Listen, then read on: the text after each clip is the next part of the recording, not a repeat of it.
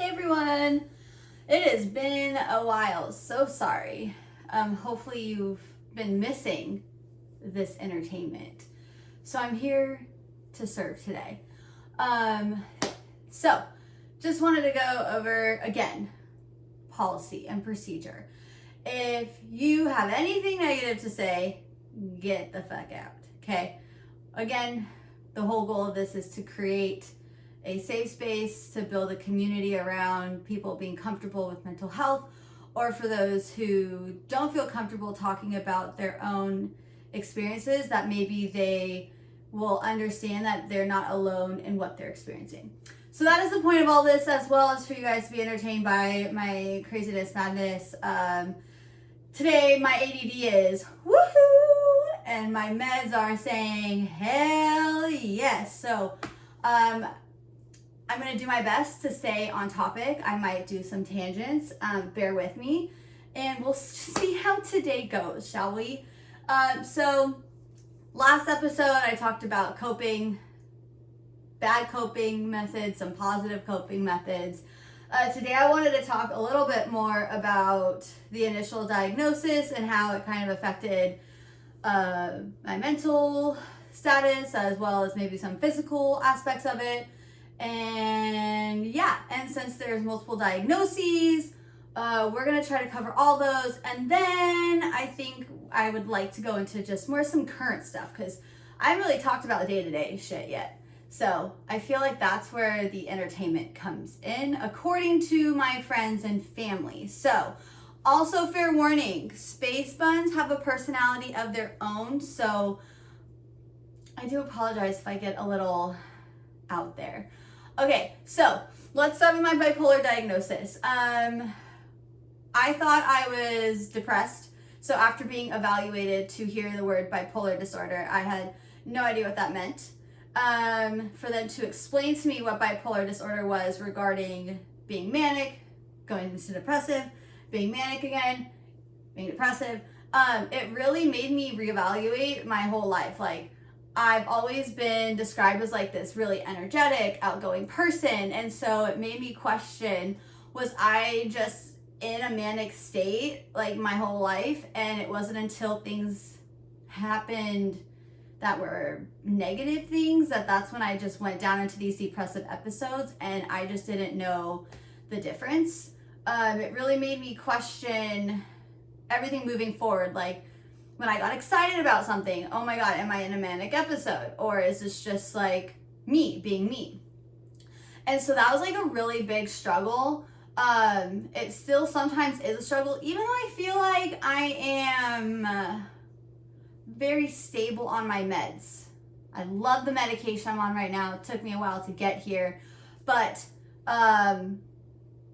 yeah, and sometimes when people are like, oh my God, Megan, you're so crazy, or wow, you're like in a really excited mood today, I can't help but question, am I stable? Am I manic? Like, sometimes I get excited, I start talking fast, and I have to ask people like, hey, am I talking faster than normal? Because I normally talk rather fast. I just get so excited about things that I just gotta get it all out there. And so yeah, so those are just some factors that still play into my day-to-day life. In terms of like physical components, I didn't really feel like it took away from like my physical day-to-day activity. I still like to go out and about. One thing though I learned was lifting weights and exercising was really beneficial to my mental health, and it still is to this day, regarding which diagnoses we're talking about. It really just kind of helped focus on something simple, like one thing at a time, and it really calmed my mind. And it was almost like finding this inner peace. And so that's why I still really push to work out as often as I can. And if I go long periods of time when I don't work out, I can start to feel how it affects my overall mental status. So getting diagnosed with bipolar disorder I didn't feel like I had to jump through any hoops to get there, like I did with my ADHD diagnosis. So I happened to always feel like I struggled in school. Sometimes in elementary school, I would just get super bored and I would act out. Like there was one time I decided to put a chair on top of my desk, and then I got up on top of my chair and I danced around while my teacher left the room, which obviously is not appropriate.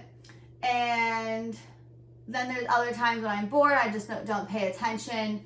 But I never did terribly in school.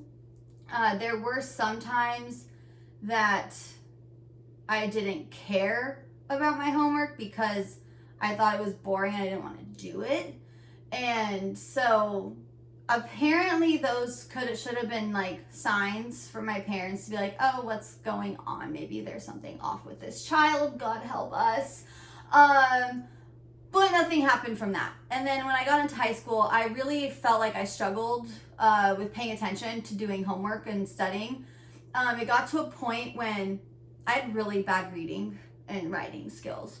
And so I started doing this thing when I would read a page, I would try to recall what I read, and if I had no idea, I'd put a dot, and I'd read it again.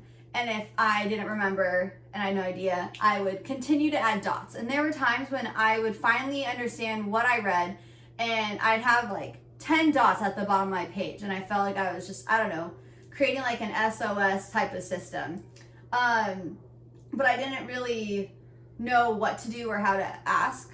I just thought I didn't know how to quiet my mind. And back then in high school, it's kind of like you just got through it, in my opinion. And so when I did get diagnosed with my bipolar disorder, I did mention that I had trouble concentrating, trouble focusing, not just in school, but just doing day-to-day tasks. And my psychiatrist prescribed me Adderall, but didn't label anything as ADHD. But I noticed that as I started taking the Adderall, it helped me focus. I started seeing an improvement in my grades in school, and I couldn't help but think like, oh, do I have ADHD?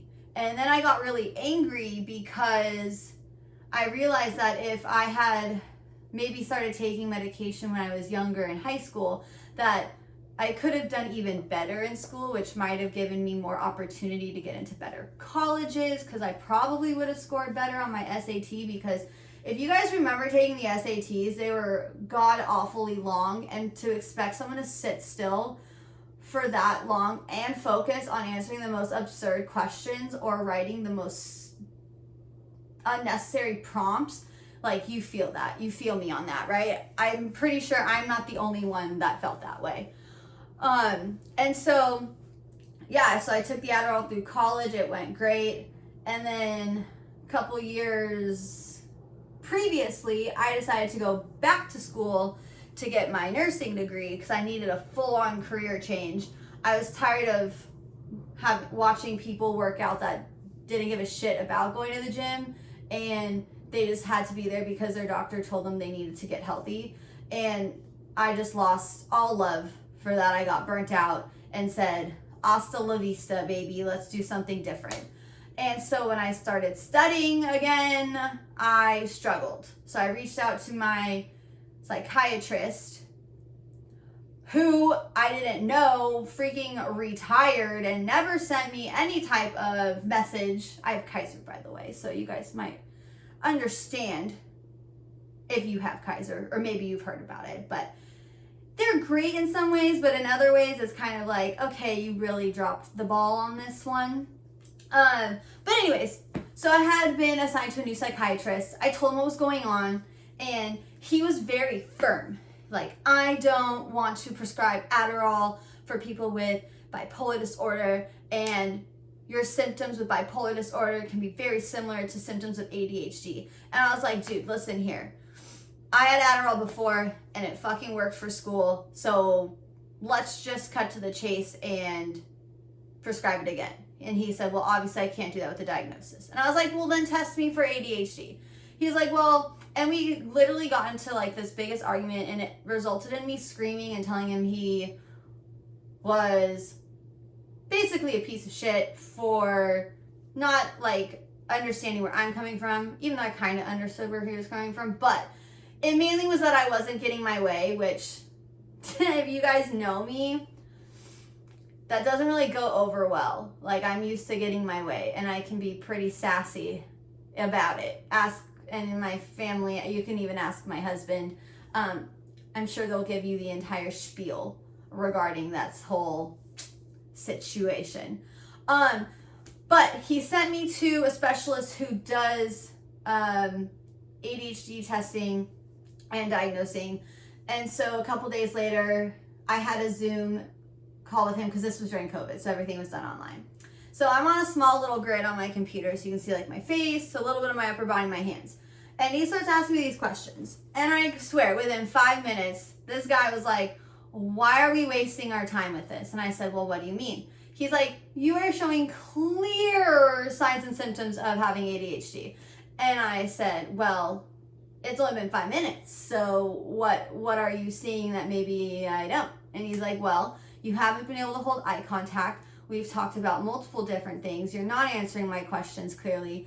You are like wandering about the room, and the way you're just talking with your hands, it was a whole thing. I was like, well, great. Diagnose that, add that to my medical chart. And I said, now can you prescribe me my Adderall so I can study for school? And he said, absolutely. So from being diagnosed with bipolar disorder, being diagnosed with ADHD, it took a lot more hoops that I had to jump through to get to that diagnosis. So a little bit of a difference, but we're finally here and we're doing great. I am now a nurse, so obviously I got through nursing school. And then most recently, so now we're kind of more present day. Some of you may know if you're friends. If not, if you're a complete stranger and just watching my podcast. I recently got married back in October, and it was Alice in Wonderland themed. So I did all the DIY, and I needed to make everything to be exactly how I pictured it in my brain. And I've been with my husband now, it's been 9 years. And so I essentially have been planning my wedding when we hit year like 5 or 6. So I had a lot of time to really perfect the details. Well, let's not use the word perfect because it's kind of like perfection, and I hate that word. Let's just say I got all the details down to be exactly how I wanted it to be, meaning I had to get my way because it was my wedding. Otherwise, I would have thrown a fit, and everyone knew that. So we had a venue that allowed us to have our own creativity, and it was great. But that also meant a lot more work. And there was stress with the wedding planning. There was drama with a bridesmaid, and then work was also really heavy. And so I actually ended up started getting sick, like really sick. And I started, again, tried to go to Kaiser. They dismissed all my fucking symptoms, of course. And so I started seeing this outside doctor who does like functional medicine. And we ran a bunch of tests, and turned out that I did have some like really severe illnesses going on, and some were new onset and some were chronic. The big one was like the chronic fatigue syndrome, which is essentially like my body was just shutting down. I wasn't producing enough hormones to give me the energy I needed and for my body to function. La-di-da-di-da. And it got pretty bad. I lost like 65 pounds, which wasn't healthy, but at the same time, I looked so freaking snatched in my wedding dress. So that was like the one thing I kept telling myself was the blessing. And it was also the weight I've been like really hoping to get down to for the past like, I want to say 5 years, because it's where I was when I started dating my husband. And you know how like when you date, you tend to get like, I don't know, relationship weight. Well, I had packed on a decent amount, and a lot of it was from unhealthy habits, like, and I just wasn't really taking my care of myself for like 2 years. A lot of it was right before like COVID and then during nursing school. But anyways, we got there. But this doctor I was seeing strongly advised that I take time off of work, because in the moment, the health issues that were going on could be reversed. But if I didn't take care of them sooner rather than later, it was possible that I'd have like these long-term illnesses, which we did not want. And so, yeah, so I took time off of work. It took about 3 months, and I just came back to work about 3 weeks ago. It was amazing. Man, I have been talking fast. It's only been about 16 minutes on this video. Woohoo! Also, tangent. I just learned the other day that these light fixtures that I have, they change with sound. So when I say, boom, they change. Sorry, okay. I warned you guys, tangents. All right. So, purpose of doing this conversation was that I learned that I wasn't just stressed out, that I had a new friend join my mental health crew, and that person named is anxiety. And anxiety. Okay, that was like my theme song for a week because it made me feel somewhat happy. And unlike being diagnosed with bipolar disorder, I was almost relieved that I got diagnosed with anxiety because I learned that it's something that is manageable with all the right tools. And it also was a relief because it was explaining a lot of my health symptoms.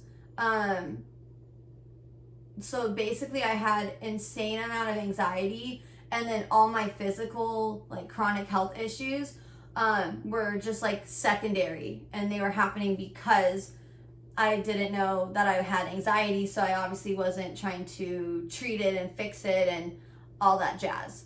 And so that was kind of like a diagnosis I didn't even know was happening. And so my outside doctor really encouraged me taking that time off work, which I said, I believe you're right. And then I also looped my psychiatrist back in and said, hey, so this is what's been going on for the past like 6 months. I think we should maybe address it and do something about it.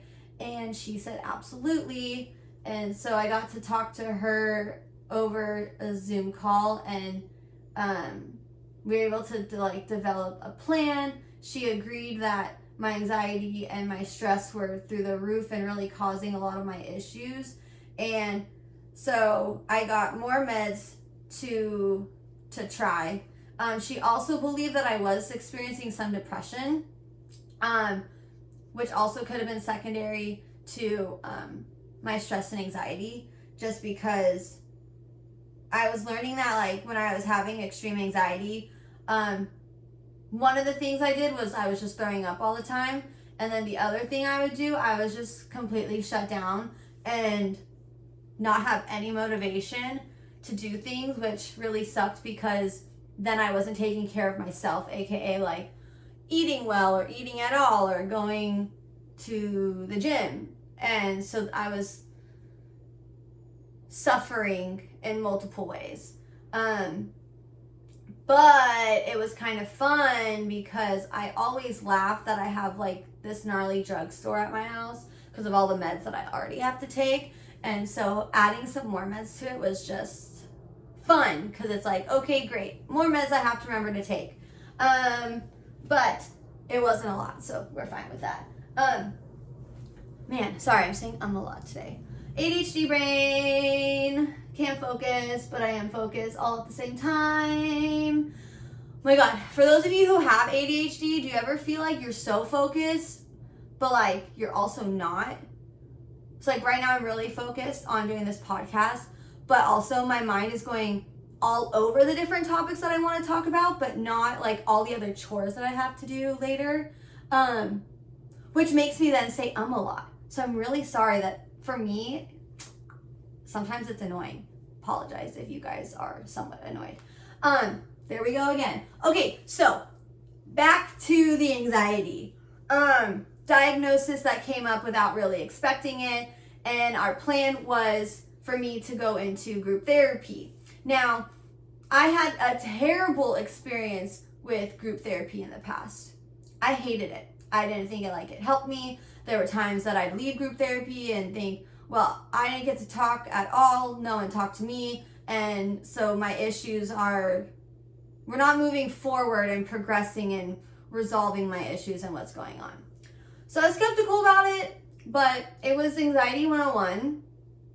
And so I went to the class and I actually learned so much. And they gave you these worksheets and we got to go through the worksheets and everyone had a chance to chime in this group therapy. And so it was nice to hear about other people's experiences and what they're going through and then how they may or may not have used the skills that we were learning to handle their anxiety moments. And so I'd come home and I'd use my worksheets. I'd actually ask my husband to like role play situations so that like would maybe put me in a very anxious position so that I could practice some of these tools, which has helped so that when I've been in like outside the world or at work, that when I'm getting anxious, I've been able to like kind of attack it and handle it before it got to be too much. Because one thing, I don't know if I said it. I don't think I did. But when I get super duper anxious and it's like bad anxiety and it brings me down, and I like literally get to the point where I'm like boiling over my head anxious, I technically just start crying and then I go into fetal position and then I usually fall asleep, which I can't do in public. I think that would be really uncommon and it would probably cause a scene. So I was like, I really need to learn what to do when I'm out in public or even like preparing myself to go back to work, because I'm pretty sure if I like collapsed and cried and lay down in the middle of the hallway at work, that would not be fun for anyone. I sometimes picture it and it's just like a major comedy that goes on in my brain. So after starting the first group therapy, I had done some more research, and it was research I had done in the past regarding DBT. And I asked the therapist that led this Anxiety 101 group, and they thought that I kind of explained to them what my situation was and what my background was and like things that were going on. And they agreed that DBT would really benefit me. So I asked my psychiatrist to sign me up for that group therapy too. So I went from one group therapy session plus one-on-one therapy to now 2 group therapy sessions a week plus one-on-one therapy. So your girl was doing therapy 3 out of the 7 days. Like, I don't know about you guys, but my brain was freaking toasted. But like, in a good way, because there's learning things, but it was sometimes like what I've learned, it was almost like information overload, and then it would almost cause anxiety from trying to practice not having anxiety. It was like this loop, and it still kind of happens. So yeah, so I've been doing the 2 group therapies for like, we're going into month 3. And the nice thing is there's certain things that I'd already been doing that I didn't realize was part of the therapy, which made me feel like really like on top of things and really cool. Be like, oh yeah, this is what we're working on today. And it's like, oh wait, I've done that. Like, my favorite thing is that I feel like I do a lot is self-soothing. I recommend everyone to have like 4 to 5 things that you can do to self-soothe. So like, if you're at home, is like cuddling under a soft blanket, something, or listening to music, or having like a special drink or food that like kind of really like kind of brings everything back and warms that center. Or if you're outside, like if you're out in public, what are some things that can help you self-soothe? I personally learned that I like touch to self-soothe. So I want to introduce to you guys, this is one of my Labubu's. Okay. Yes, I have it dressed in Gucci. Don't judge me. But I've learned that I like to kind of pet the Labubu when I get really, really anxious, because it has so many different textures that there's like different areas that I can gauge into that really calm my soul. And I know some people hate on Labubus, like whatever, good for you, but I like them, so don't judge me. But when I look at them, it just, oh my goodness, it just brings me so much joy.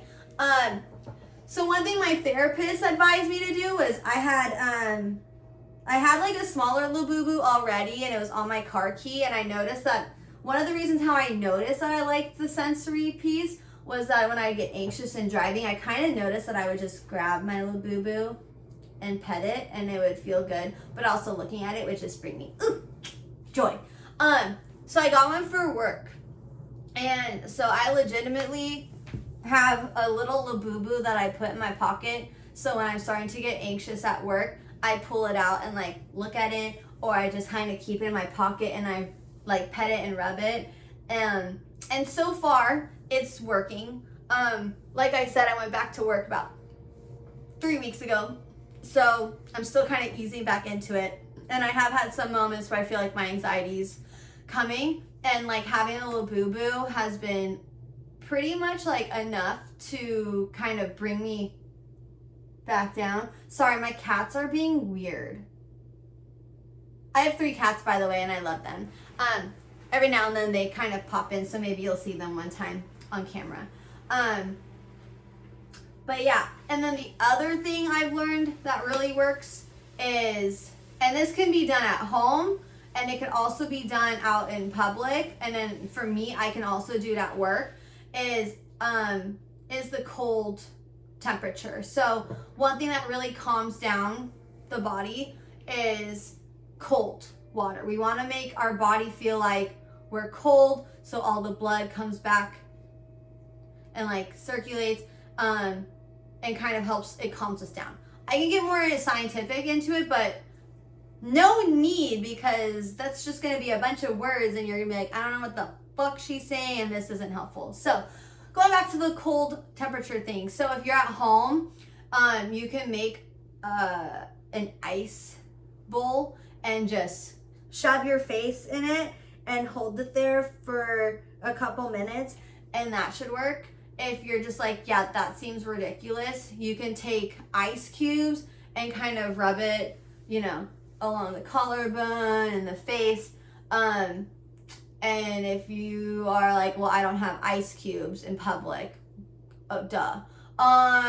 Splashing cold water on your face, or like, I'll go to the bathroom and I'll take, if I like can't, sometimes your sinks, like, you can't really like get into a position where you can splash water on your face or without getting like your entire clothing system wet, which is the case at work for me. And so one thing I've done is taking like the paper towels and getting it damp, and then kind of patting my face and getting the back of my neck. Or if I have time, you could take, we have those like instant cold packs.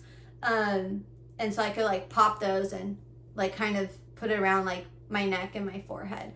And that has really seemed to help. So if you haven't tried that yet, I would recommend trying it. It might help, and it's something that you didn't know, right? Like, it's always cool to try new things, because one thing will work for someone, but it might not work for another person. But it's always good to like try, because like I said, it's like I mentioned the self-soothing aspect, but in terms of having multiple things that can help with your anxiety, it's good to have like a menu that you could just like keep in your back pocket, keep in your forethought. So it's like, okay, I'm getting anxious. Where am I? Like, what's my situation? And like, one thing that works for you at home can't work for you in public. So it's like, well, what can I do when I'm out in public? Like I mentioned, I can't go cry in fetal position when I'm out in the world, but I can do that at home. Even though that is something I'm trying not to do anymore, because I personally don't think it's a healthy self-soothing mechanism. And I'd like to get away from it also because I don't think it's actually helping me release that anxiety and resolve that behavior. I think it actually increases negative behavior for my anxiety. So I'm still trying new things as I'm going through therapy and learning new tools as well. So as always, I hope this was entertaining and educational for all of you. If you just want to like watch this and laugh and say, Megan, today you were just absolutely bonkers, totally cool. Like, remember, this is the Loony Bin podcast. Like, I'm trying to make mental health like a fun, light conversation. It doesn't have to be so dramatic, and it doesn't have to be so negative and like all that like terrible taboo that's been attached to it for so many years. So I'll see you guys next time. As always, you guys can reach out to me. My social media is the Loony Bin podcast, just like it's titled. Or you can reach out to me on my regular Instagram, which is Megan.not.thestallion. Yes, there is a story behind it. But yeah, you can DM me, you can comment on the YouTube channel, whatever it may be. If you have a question, if you have something you want to talk through, whatever it may be, you just want to tell me that I'm amazing and I'm just so entertaining, I would love positive feedback too. If there's anything that you want me to talk about, also drop that in the comments so I can make everyone happy. All right, you guys, have a good rest of your day. And again, how cool are these lights? Okay, bye.